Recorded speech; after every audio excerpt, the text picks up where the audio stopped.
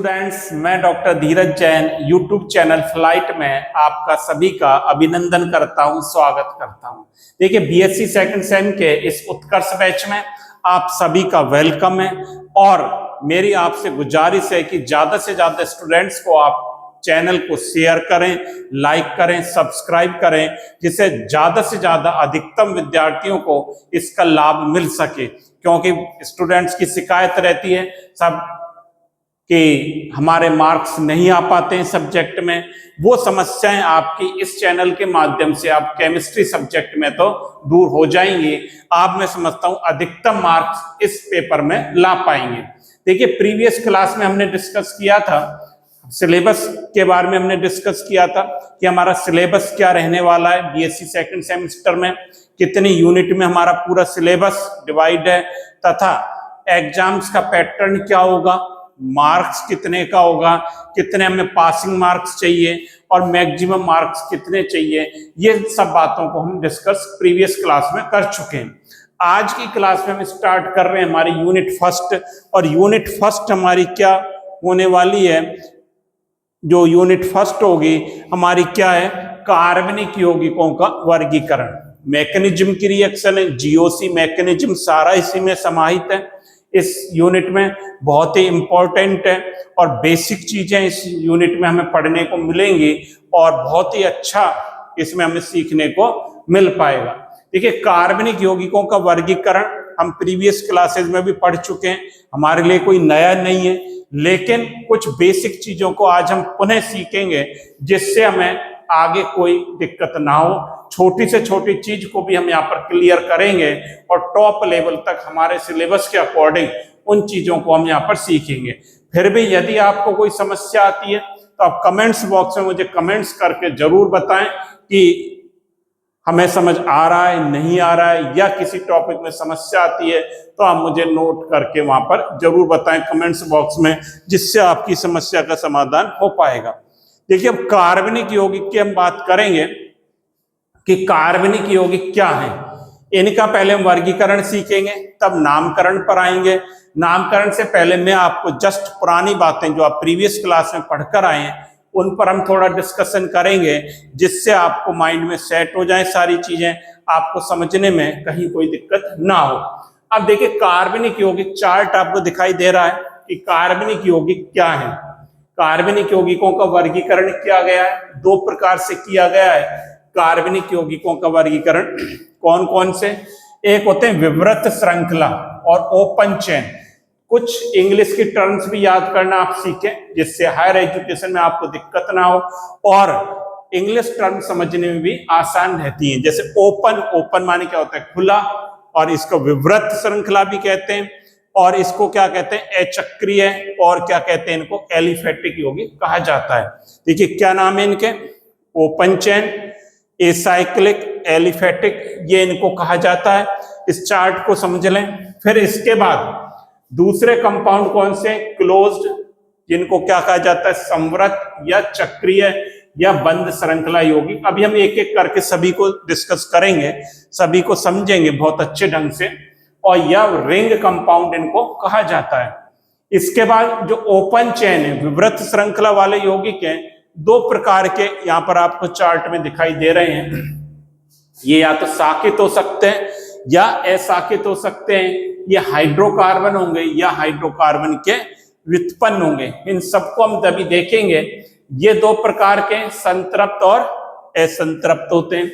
इसके बाद जो क्लोज चेन है, संवृत श्रृंखला वाले यौगिक हैं, आपको दिखाई दे रहा है बोर्ड पर, दो प्रकार के हैं, समचक्रीय या कार्बोचक्रीय, और दूसरे कौन से हैं, विषम चक्रीय कहलाते हैं। विषम चक्रीय कहलाते हैं। इनको दो भागों में बांटा गया है, एलिसाइक्लिक और एरोमेटिक। ये हमने चार्ट की बात करी कि किस प्रकार से इनका विभाजन किया गया है कार्बनिक यौगिकों का, ये इस चार्ट में आपने देखा। साथ ही साथ आपको क्या करना है, एक अपनी कॉपी बनानी है और कॉपी में आप डेली इनके नोट्सों को तैयार करते हुए चलेंगे, जिससे आपको पढ़ने में कहीं दिक्कत ना हो, बार बार आपको समझने में कहीं समस्या ना हो। फिर भी आपको दिक्कत होती है तो आपके पास YouTube है, आप दोबारा वीडियो को देखें, 2 बार देखें, 3 बार देखें, फास्ट करके देख सकते हैं। इस प्रकार आप इनको देखेंगे। अब देखिए सबसे पहले हम बात करेंगे, सबसे पहले वर्ड आता है इसमें चार्ट में कार्बनिक यौगिक। सर ये कार्बनिक यौगिक है क्या? पहले बच्चों इसको समझें आप कि कार्बनिक यौगिक क्या होता है। तो कार्बनिक यौगिक की क्या डेफिनेशन हमने पढ़ी है छोटी क्लासेस में, उस चीज को हम सीखें, एक बार रिकॉल करें। कार्बनिक यौगिक का क्या मतलब है? जो कार्बन से मिलकर बनते हैं। या इसकी परिभाषा क्या दी गई? देखिए इसकी परिभाषा कार्बनिक यौगिकों की क्या दी गई?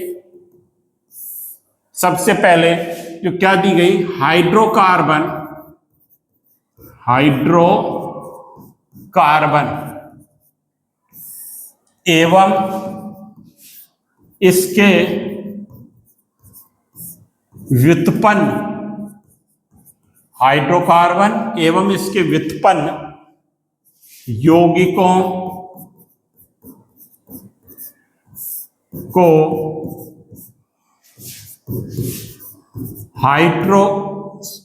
व्युत्पन्न यौगिकों को क्या बोलेंगे? कार्बनिक यौगिक कहा जाता है।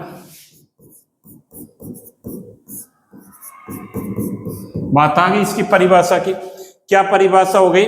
हाइड्रोकार्बन एवं इसके व्युत्पन्न यौगिकों को कार्बनिक यौगिक कहा जाता है। अब हाइड्रोकार्बन का क्या मतलब है? एक एक चीज को हम बहुत ही अच्छे ढंग से यहां पर समझने की कोशिश करेंगे। हाइड्रोकार्बन इसके नाम से ही पता चल रहा है, जिसमें क्या क्या हो, हाइड्रोजन हो और हाइड्रोजन हो प्लस कार्बन। जिसमें हाइड्रोजन और कार्बन होता है वो क्या कहलाता है बच्चों? हाइड्रोकार्बन कहलाता है। और इसके व्युत्पन्न और इनसे जो बनेंगे इसके डेरिवेटिव, अभी हम देखेंगे व्युत्पन्न वर्ड जो आया है इसको भी समझेंगे। अभी व्युत्पन्न क्या होता है इसको भी समझने की कोशिश करेंगे। पहले इतना समझें, हाइड्रोजन और कार्बन से मिलकर बनते हैं वो हाइड्रोकार्बन, और हाइड्रोकार्बन से भी जो आगे बनते हैं उसके व्युत्पन्न वो क्या कहलाते हैं? हाइड्रोकार्बन, और इसके व्युत्पन्न क्या कहलाएंगे? कार्बनिक यौगिक कहलाते हैं। ये इसकी डेफिनेशन हमने पढ़ चुके हैं 11th-12th क्लास में, हमारे लिए कोई नई नहीं है, फिर भी हमें एक बार रिकॉल करना यहाँ पर जरूरी है चैप्टर को पढ़ने के लिए। अब देखिए कार्बनिक यौगिकों में जो सबसे इंपॉर्टेंट एलिमेंट है, जो महत्वपूर्ण तत्व है वो कौन सा है? आप जानते हो कौन सा है वो? कार्बन। कार्बन के बारे में इसका क्या है, ये मेन एलिमेंट है ऑर्गेनिक केमिस्ट्री का। और ऑर्गेनिक केमिस्ट्री को सीखने के लिए, समझने के लिए रटने की आवश्यकता नहीं है। बेसिक चीजें हम अच्छी ढंग से सीखें जिससे हम उस पर हमारा कमांड हो सके। कार्बन है इसका मेन इंपॉर्टेंट एलिमेंट। अब कार्बन के बारे में कुछ बातों को हम यहाँ पर देखेंगे कि कार्बन क्या है। देखिए कार्बन जो होता है इसका सिंबल क्या होता है? सी होता है। कार्बन को किससे रिप्रेजेंट करते हैं? सी से रिप्रेजेंट करा जाता है। ये आप अच्छी तरह जानते हो, कार्बन सी से रिप्रेजेंट करते हैं। इसका एटॉमिक नंबर, परमाणु क्रमांक इसका कितना है? 6 है। इंपॉर्टेंट और बात क्या है, इसकी संयोजकता कितनी होती है? ये इंपॉर्टेंट चीज है। संयोजकता इसकी कितनी है? 4 होती है। ये सर हम अच्छी तरह जानते हैं और हमने काफी पढ़ा है। कार्बन चतुसंयोजी होता है। साथ ही साथ इसमें एक और गुण होता है श्रृंखलीकरण का, जो इंपॉर्टेंट गुण है इसका मैं इनको समझाने की कोशिश कर रहा हूं। कार्बन के बारे में एक श्रृंखलीकरण का गुण भी होता है इसमें। श्रृंखलीकरण का मतलब ये आगे श्रृंखलाएं बना सकता है। कार्बन कार्बन बहुत सारे आपस में जुड़ सकते हैं, अन्य तत्वों से भी जुड़ सकते हैं, और इसकी संयोजकता 4 है। मतलब ये 4 बंध बना सकता है। ये बात आप समझ लें कि कार्बन कितने बॉन्ड बनाएगा? कार्बन 4 बॉन्ड बनाएगा। 4 बॉन्ड, जिसमें कार्बन कार्बन के मध्य अधिकतम कितने बंध हो सकते हैं? कार्बन कार्बन के मध्य अधिकतम 3 बंध हो सकते हैं, यही तो हो सकते हैं, या कार्बन कार्बन के मध्य सिंगल बॉन्ड हो सकता है, कार्बन कार्बन के मध्य डबल बॉन्ड हो सकता है। अगर डबल है तो 2 संयोजकताएं इसकी फ्री रहेंगी। अगर ये इस प्रकार से है तो ये कितनी 3 संयोजकता इसकी फ्री रहेंगी। ये समझ रहे हैं आप कि कार्बन के बारे में समझे, परमाणु क्रमांक 6 होता है बच्चों इसका, जिसमें श्रृंखलीकरण का गुण है, संयोजकता 4 होती है कार्बन की, ये 4 अधिकतम बंध बना सकता है, एक कार्बन 4 बंध बना सकता है। कार्बन कार्बन के मध्य एकल बंध हो सकता है, द्विबंध हो सकता है, त्रिबंध हो सकता है, अधिकतम 3 बंध हो सकते हैं कार्बन कार्बन के मध्य। ये बात हम समझ लें अच्छी प्रकार से। इस प्रकार से कार्बन के बारे में हमने समझ लिया। अब देखिए अपने चार्ट पर वापस आते हैं। हमारा चार्ट क्या था, कार्बनिक यौगिक के बारे में हमने पढ़ा कि कार्बनिक यौगिक क्या है, उसमें कार्बन मेन एलिमेंट है, उसको हमने देखा। अब कार्बनिक यौगिक 2 प्रकार के हैं। पहले हम बात करेंगे ओपन चेन और क्लोज चेन, 2 प्रकार के हैं, विवृत, अचक्रीय या एलिफेटिक। इनकी हम बात करेंगे। देखिए कार्बनिक यौगिक जो है, ए टाइप जो है इसका,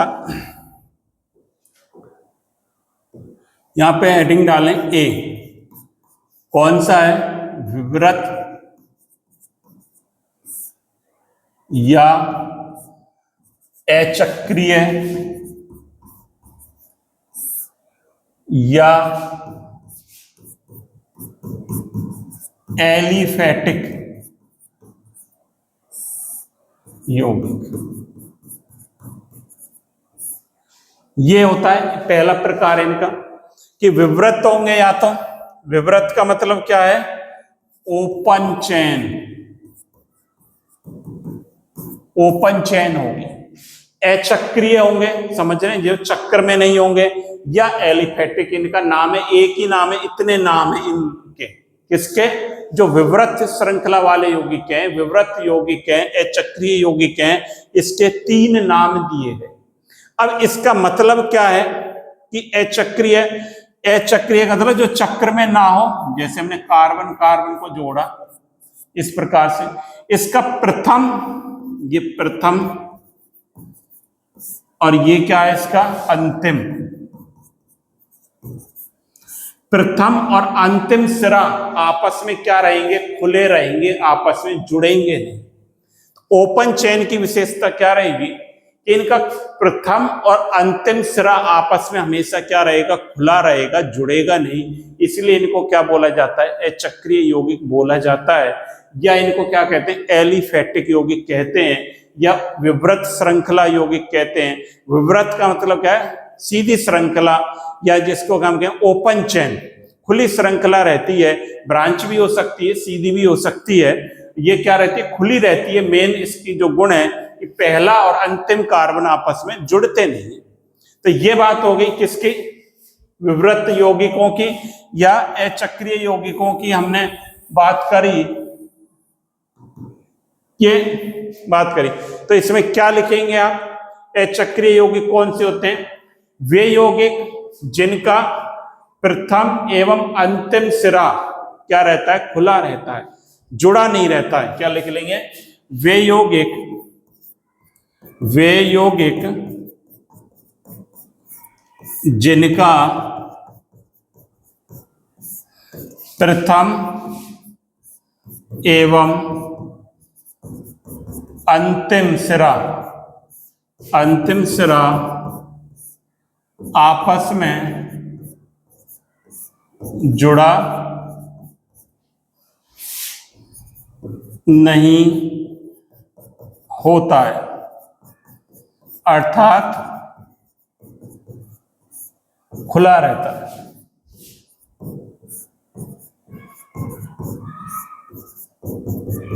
जब इतने से श्रृंखलीकरण का गुण है, ये आपस में और आपस में जुड़ सकते हैं। तो ये ओपन चेन कंपाउंड हो गए, एलिफेटिक हो गए, अचक्रीय कंपाउंड हो गए। ये बात हमने यहाँ पर देख ली कि आपने देखा, चार्ट को भी मैं डिस्कस करता जा रहा हूं कि ओपन चेन क्या है, एसाइक्लिक क्या है, एलिफेटिक क्या है। अब ये 2 प्रकार के हो सकते हैं, शाखित भी हो सकते हैं और अशाकित भी हो सकते हैं। इसका क्या मतलब है, देखिए या तो ये इस प्रकार से, ये कैसा है, अशाकित है, ये कैसा है, अशाकित, जिसमें कोई शाखा ना हो, वो कैसा रहेगा, अशाकित। यदि इसकी शाखा निकल जाए, कैसे, ये निकाल दो सब इसकी शाखा, ये हमने शाखा निकाल दी, तो ये कैसे हो सकते हैं, शाखित हो सकते हैं। ये कैसा है,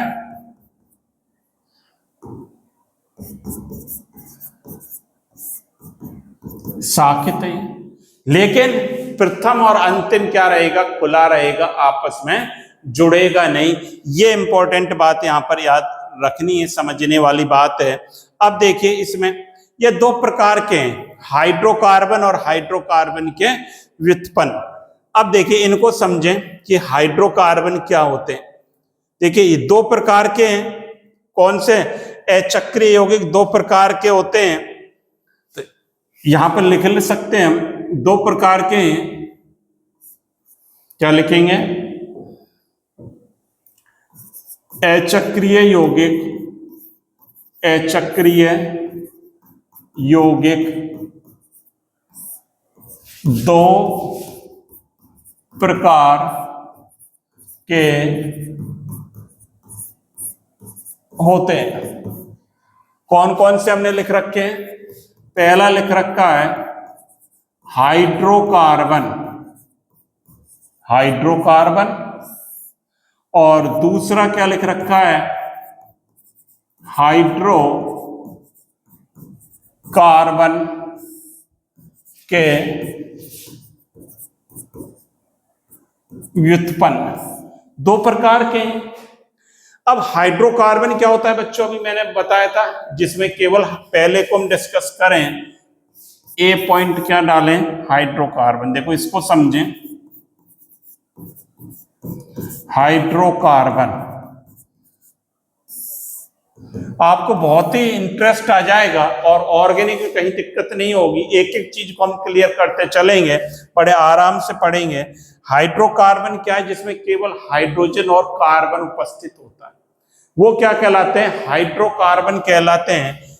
लिख लेंगे एक लाइन चाहे इसमें, वे यौगिक जो हाइड्रोजन और कार्बन से मिलकर बने होते हैं। अच्छा, ये दो प्रकार के हैं, कौन कौन से, संतृप्त और असंतृप्त। मैं लिखा इसलिए नहीं रहा हूं इसमें क्योंकि आपने पढ़ रखा है ये सारा, असंतृप्त और संतृप्त और असंतृप्त। इनको क्या कहते हैं, एल्केन, ये क्या हो सकते हैं, एल्कीन और एल्काइन। पहली बात तो आ गई आपके, हाइड्रो चक्रीय यौगिक की बात कर रहे हैं। ये दो प्रकार के होते हैं, हाइड्रोकार्बन, हाइड्रोकार्बन की व्युत्पन्न। हाइड्रोकार्बन भी दो प्रकार के, संतृप्त और असंतृप्त। अब देखिए जो पहला पॉइंट है, संतृप्त हाइड्रोकार्बन, संतृप्त हाइड्रोकार्बन, इनको और क्या कहते हैं, पैराफिन। क्या नाम है इनका,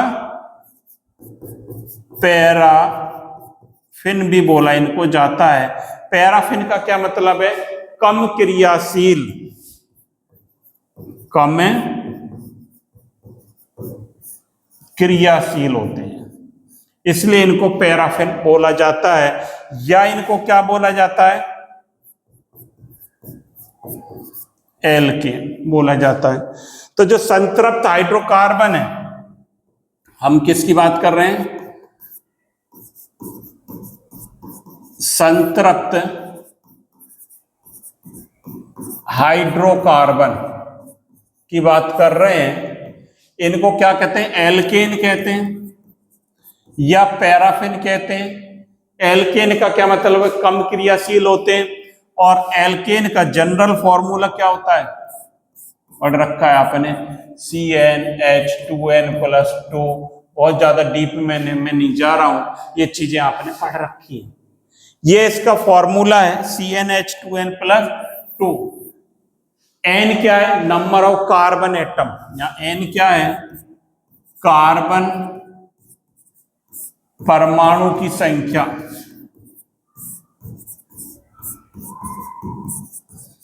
बहुत ज्यादा लिखने की आवश्यकता नहीं है, आप इसी प्रकार लिखते चलें, बाकी तो आप नोट कर लेंगे इसमें से, इसी प्रकार लिखते चलें। एल्केन का फॉर्मूला ये होता है, कार्बन एक होता है तो मैथ कहते हैं, आपने पढ़ रखा है, मैं यहां लिख देता हूं फिर भी।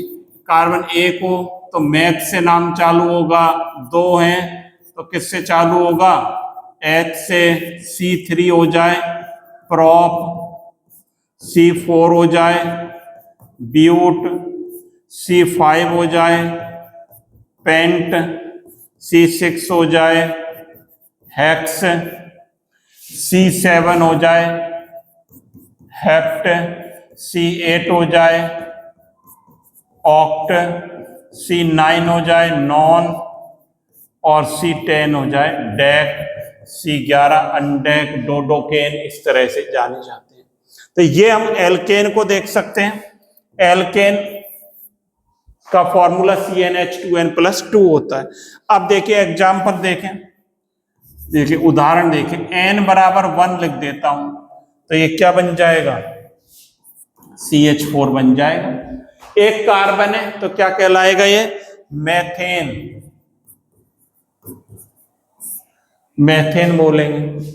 n बराबर 2 लिख देता हूं तो C2H6, और इसको हम ऐसे भी लिख सकते हैं, ये क्या है, एथेन, CH3 मतलब कार्बन कार्बन बंध।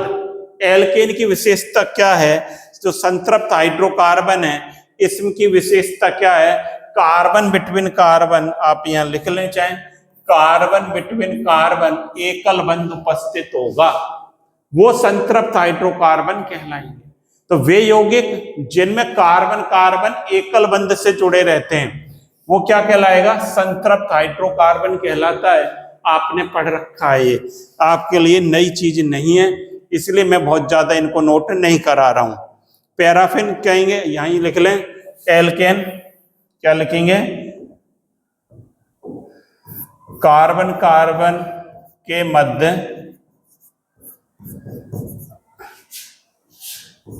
एकल बंध होगा, सैचुरेटेड में यही होगा।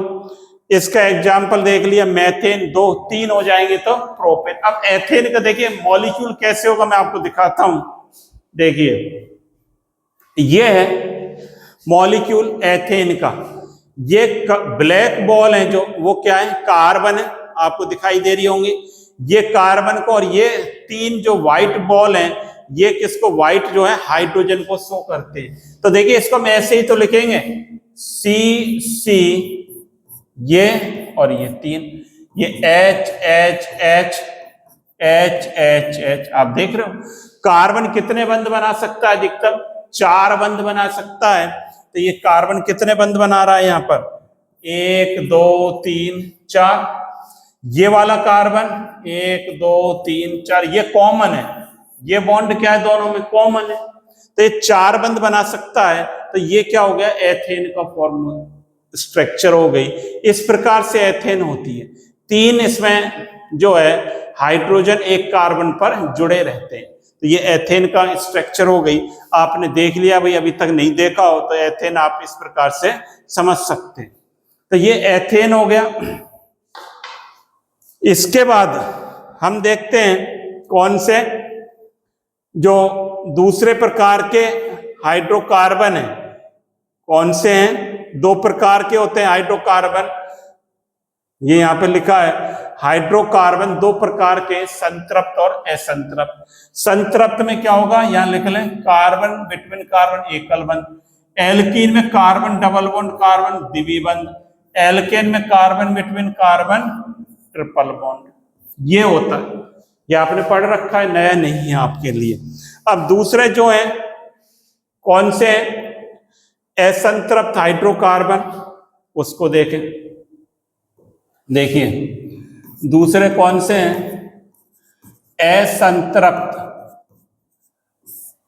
हाइड्रोकार्बन,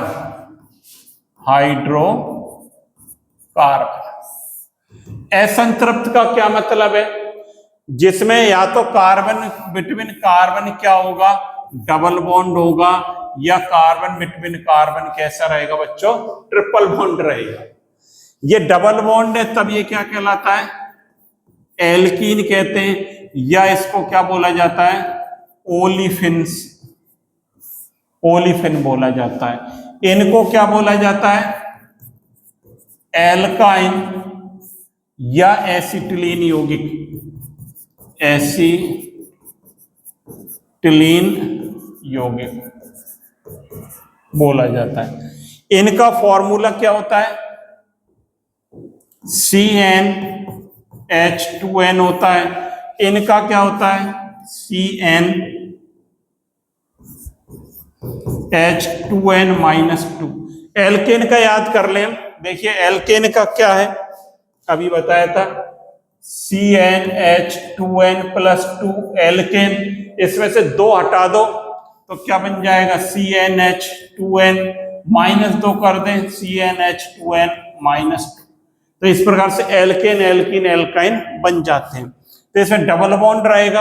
अब देखिए फॉर्मूले में रख दें n बराबर, पहला कंपाउंड 1 नहीं रखा जाएगा, n बराबर यहां कितना आएगा, 2 से चालू होंगे। ये बात भी समझ लें। यहां पर जो है n बराबर 2 रखता हूं तो C2H4। इसकी स्ट्रक्चर क्या होगी, C double bond C H H। देखिए कार्बन 4 ही बंद बनाएगा अधिकतम, 2 3 4 2 3 4, क्या बोलेंगे, एथीन। ईन की ध्वनि आएगी, इसको क्या बोलेंगे, एथीन। इसको एथीन बोला जाएगा। यहां रख देता हूं 2, तो C2 2 गुणा 2 माइनस 2 C2H2, ये क्या बन गया, एथाइन, या जिसको क्या बोलेंगे, एसिटिलीन भी बोला जाता है। एसिटिलीन या एथाइन इसको बोलेंगे हम। इस प्रकार से यौगिक बनेंगे। अच्छा, इनकी स्ट्रक्चर दिखाता हूं आपको, देखिए एथीन कैसे होगा, एथाइन कैसे होगा। यहां पर देखें, देखिए कुछ स्ट्रक्चर है मेरे पास।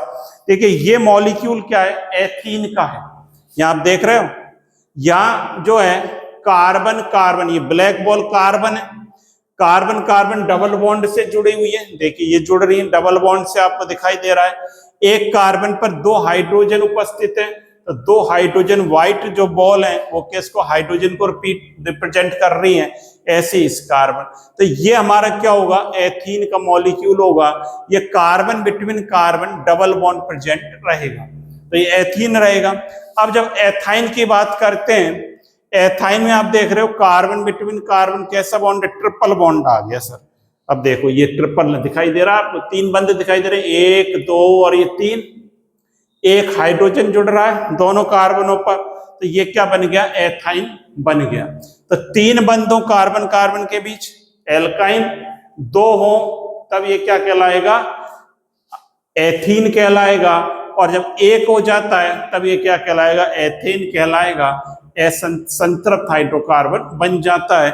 इस प्रकार से मॉलिक्यूल से भी आप इनके स्ट्रक्चर से भी समझ सकते हैं इनको। एक बार इनको आप नोट कर लें, फिर आगे चलते हैं।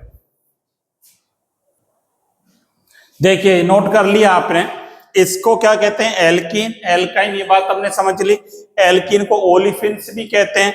ओलिफिन्स क्यों कहते हैं, इस बात को ही समझ लें, क्योंकि ये हेलोजन के साथ क्या करते हैं, हेलोजन के साथ क्रिया कर तेलीय पदार्थ बनाते हैं, तेलीय पदार्थ बनाते हैं, इसलिए इनको क्या कहा जाता है, ओलिफिन बोला जाता है। तो इतनी बात हमने समझ ली हमारे इसमें कि हाइड्रोकार्बन 2 प्रकार, चक्रीय यौगिक 2 प्रकार के थे। हाइड्रोकार्बन, हाइड्रोकार्बन की व्युत्पन्न, हाइड्रोकार्बन एल्केन और एल्कीन एल्काइन होते हैं। और साकित है, साकित तो ये हो ही सकते हैं, जिसकी शाखा निकली रहे वो साकित, और जो स्ट्रेट चेन हो वो क्या कहलाएगा, असाकित। साथ ही साथ दूसरा टाइप क्या है, हाइड्रोकार्बन की व्युत्पन्न। हाइड्रोकार्बन के व्युत्पन्न, इसका क्या मतलब है, इसको और समझें आप। देखिए हाइड्रोकार्बन के व्युत्पन्न, बी पॉइंट है इसका, हाइड्रोकार्बन के व्युत्पन्न, देखो ज्यादा लंबी नहीं करेंगे क्लास को, इसको करके आधे पार्ट हमारा कंप्लीट हो जाएगा, फिर नेक्स्ट क्लास में देखेंगे, क्योंकि अभी फिर आपको लगेगा सर बहुत लंबी क्लास हो गई, सिटिंग हमारी नहीं हो पा रही है, इसलिए छोटी छोटी क्लासेस में इसको हम कवर करेंगे। हाइड्रोकार्बन के व्युत्पन्न का क्या मतलब है, अभी हमने देखा, देखो C2H6 जो हाइड्रोकार्बन से बनते हैं वो क्या कहलाएंगे, हाइड्रोकार्बन के व्युत्पन्न कहलाएंगे। ये क्या है, एथेन है, इसको और क्या लिख सकते हो, हम ऐसे CH3 लिख सकते हैं, और मैं कैसे लिख सकता हूं, ऐसे भी लिख सकता हूं CH3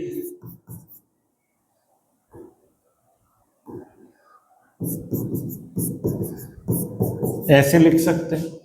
अब यहां पर व्युत्पन्न इसका बनाना है, क्या करना है, -H कर देता हूं और इस पर क्या कर देता हूं, OH कर दूं, प्लस एल्कोहल हाइड्रोक्सी समूह जोड़ दूं, तो इसका व्युत्पन्न बन गया है CH3 CH2 OH। ये इसका क्या बन गया, व्युत्पन्न कहलाएगा हाइड्रोकार्बन का। तो हाइड्रोकार्बन के व्युत्पन्न कैसे बनेंगे, एक H को हटाकर हम अन्य समूह को जोड़ दें, कैसे, देखिए ये मॉडल है, देखिए ये CH3, ये आपको दिखाई दे रहा है, ये CH3 ये वाला, 3 कार्बन पर 3 हाइड्रोजन जुड़ रहे हैं, 2 H जुड़ रहे हैं, व्हाइट बॉल आपको दिखाई दे रही है, देखिए CH3 2 ये जुड़े हुए हैं, हाइड्रोजन CH2, और ये जो रेड बॉल है ये किसको रिप्रेजेंट कर रही है, ऑक्सीजन को। ऑक्सीजन पर व्हाइट से क्या जुड़ा है, एक हाइड्रोजन, और ये 2 क्या जुड़े हुए, पंखे, ये पंखे नहीं है भाई, ये क्या है, देखो इसको समझें, CH3 ये ऐसे था, ऐसे समझ लें, ये 3 H जुड़ रहे हैं, इस पर ये कार्बन पर 2 क्या जुड़ रहे हैं, H और ये O और ये H, ये ऐसे है। तो ये CH3 2 H, एक ऑक्सीजन पर H जुड़ रहा है, 2 ये क्या है, लोन पेयर हैं, ये क्या कहलाते हैं, लोन पेयर कहलाते हैं। तो ये इस प्रकार से 2 लोन पेयर इस पर जुड़े हुए हैं, इसको शो किया गया है, ये क्या है, लोन पेयर ऑक्सीजन पर कितने हैं, 2 है। तो ये एल्कोहल बन गया, एथिल एल्कोहल का मॉलिक्यूल हमारा बन जाता है। तो आज की क्लास में हमने एक पार्ट इसका पढ़ लिया, क्लासिफिकेशन का। कौन सा पार्ट पढ़ लिया कि सर ये वाला पार्ट हमने पढ़ लिया बच्चों, कि हाइड्रोकार्बन कार्बनिक यौगिक क्या होते हैं, ये हमने सीखा, मैं समराइज कर रहा हूं। इसके पास 2 प्रकार के होते हैं, ओपन चेन, एसाइक्लिक, एलिफेटिक, और इसको 2 भागों में बांटा, हाइड्रोकार्बन, हाइड्रोकार्बन के व्युत्पन्न। हाइड्रोकार्बन भी 2 प्रकार के होते हैं, संतृप्त और असंतृप्त। इन चीजों को हमने पढ़ लिया, इसका दूसरा पार्ट हम अगली क्लास में देखेंगे, फिर इनका नामकरण हम सीखेंगे, धीरे धीरे हम सारी चीजों को कवर करेंगे। आप आराम से इन चीजों को पढ़ें और लगातार कंसिस्टेंसी मेंटेन रखें, लगातार रेगुलरिटी आपको बनाए रखनी है, इनको पढ़ना है और ज्यादा से ज्यादा लाइक करना है, ज्यादा से ज्यादा स्टूडेंट्स को चैनल को शेयर करें। और फिर भी कोई समस्या आती है, आप कमेंट्स बॉक्स में मुझे कमेंट्स लिखकर जरूर बताएं, जिससे और आपके लिए बढ़िया ट्रिक से हम इनको सरल कर सकें। और आप, मेरा जो मेन मोटो है कि वो स्टूडेंट्स ज्यादा से ज्यादा मार्क्स केमिस्ट्री में कैसे ला पाएं और स्टूडेंट्स को ज्यादा से ज्यादा बेनिफिट इसका मिल सके, वो हमारा मोटो है। साथ ही साथ और सब्जेक्टों की क्लासेस को भी आगे इसी चैनल के माध्यम से चलाया जाएगा, जिससे सभी सब्जेक्ट का लाभ आपको मिल सकेगा। तो thank you students, happy learning. आप इसी तरह पढ़ते रहें और अपने उद्देश्य में, अपने एम में आप जरूर कामयाब होंगे। इसी प्रकार आप मेरी भावनाएं। Thank you.